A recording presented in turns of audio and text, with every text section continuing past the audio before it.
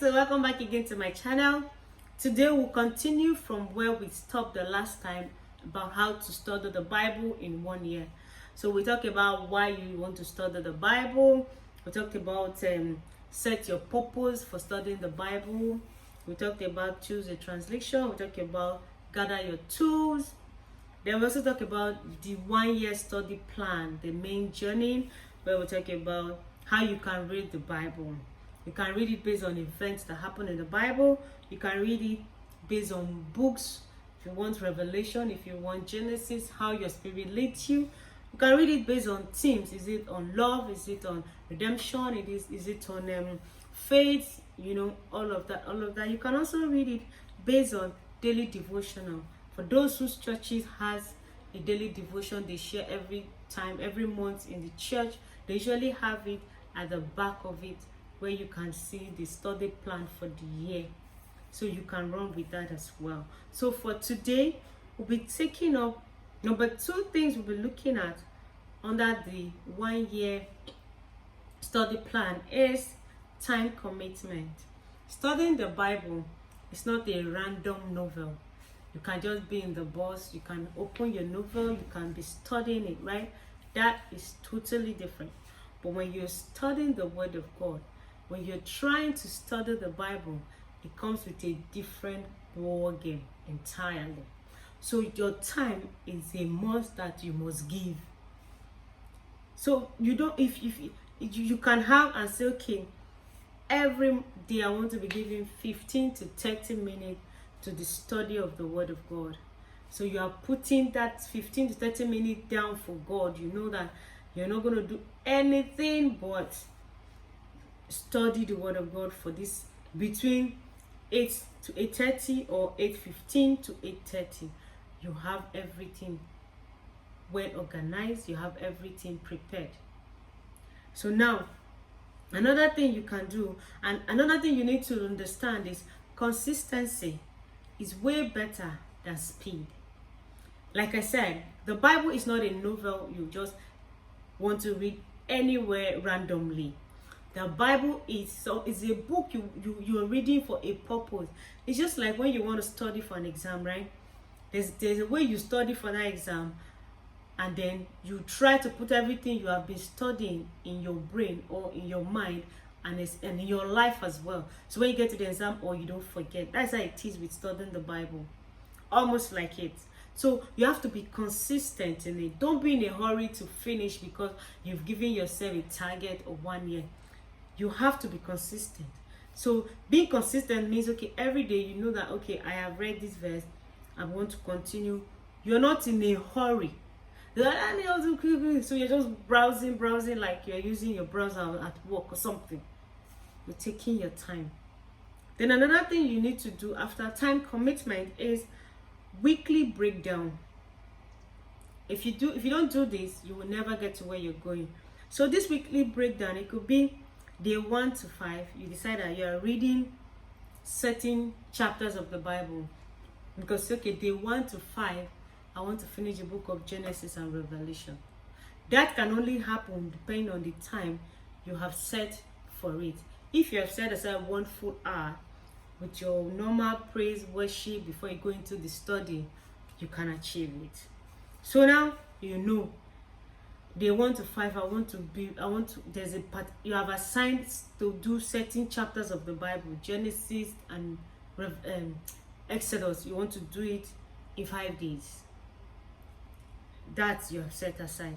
Then you can say day 6 you want to review or dig deeper into specific passage. Maybe along the line when you're reading, there could be a passage that got your attention. You decide that, okay, this, you go back to reading day 6 and say, okay, let me look at it. And then sometimes it might be confusing. It can be, you try to understand. As you do that, don't forget to go to God in prayers. Ask God for his understanding. Ask God to guide you. Ask God to lead you, so you can understand what you're actually reading. That is very important. So now, day 7, you can reflect. You can journal down certain things. Don't forget, as you're reading, there can be certain things that will keep coming up. You can still jot them down. You don't have to wait till day 7. Now, another thing you do when you're planning to study the Bible for 1 year, you take tips for effective Bible study. Now, these tips are something that will help you have a better understanding of the Bible that you are studying. Number 1, start with prayers. You see, I've mentioned that when you want to read the Bible, you have to pray. You have to ask God for his wisdom. You have to ask God for his understanding. You have to ask God to guide you. Sometimes you can pray that God will give you guidance on where to start from, how to start it. That is how God is. So start with prayers. Another thing you can do is take notes. You can write key insights as you're studying the Bible. Write the key insight that, okay, this thing, sometimes you might not even know it. You can pray about it, and if you still don't get the satisfaction that you think you need, you can go to your spiritual fathers, and like your spiritual father rather ask, I studied this part of the Bible, I like more clarity or clarification. That is very important. Then another thing you should do is use observation, interpretation, and application. How do you do that? You observe. What does this text says? You take note, you observed it. And then another thing is, what you interpret? What does it mean? Another thing you have to do, how does it apply to my life? So you apply. And that's why I said you pray. Sometimes there might be situations in life that reading the Bible help bring understanding. And you know that, oh, if I applied it, what does God say about finding a husband? He said, none shall lack a mate. Even the bird on the air will not lack their mate. So why should you lack your mates? Apply that part in the Bible and pray it with your life and ask God, okay, you have said this. Why am I finding it difficult to get it? Do you understand? It works that way. Then you can join a community. Another thing you can do, you can join a community, maybe a Bible study group, or you can find an accountability partner, somebody that you know can hold you responsible if and when you do study. Very important, right? Then another thing I need to talk about, I want to address challenges. Studying the Bible comes with challenges as well, trust me. And one of those things, it's not like when you miss a day, you feel like you have lost it completely. No, you can miss a day, you can miss 2 days, depending on what you do. So if you miss those days, don't feel like you have lost it, you can't meet up. No, create the time to meet up. It's what can happen when you're studying the Bible.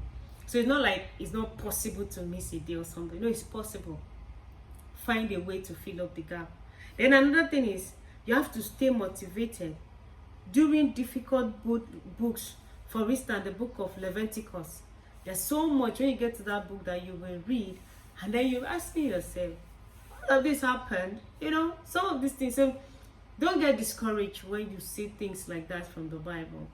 Then another thing you should do is avoid burnout by praising yourself.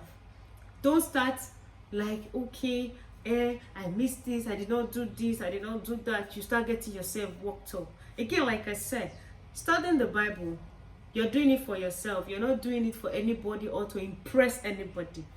So stay calm about it. Be sure you know what you're doing. That's the very most important thing. Be sure you know what you are doing. If you know what you are doing, every other thing will fall into place. Then another thing is resources. Personally, I like to study the New Testament. You know, I like the New Testament a lot. So most times when I study the Bible, I usually start from the New Testament. And then there are times I usually go back to some books like Deuteronomy. I want to understand what God said. And every book, every time God tells you, you will achieve something, you will get something, there is always something to do. For instance, the book of Deuteronomy, I think chapter 28, talk about how God said He will bless the work of your hand, He will bless things, and He also gives some certain conditions to do. So you have to understand that God also has His own reasons for doing certain things, and you must learn to do those things. When you do those things, it makes life easy for you. That's how God works. So don't say because you're studying the Bible, everything just automatically going to fall in place. You have to put what you have studied in practice as well. You have to understand how God works for those things to work for you. That's how the Bible works. That is how God works, rather. So my dear, today I want to encourage us that whatever we do, don't allow yourself to fall off this year from not studying the Bible again. And then if this video have blessed you, please share. Try to connect with families and friends. And do not forget to also drop your comment if you have any observation, if you have any issues you would like to talk about. You can always drop it in the comment sections and we'll discuss about it as well. Thank you so much, guys, again for joining me. And I promise you will not regret watching this video. I still remain your girl, Rika Francis, and I'll see you when next I come. Bye for now.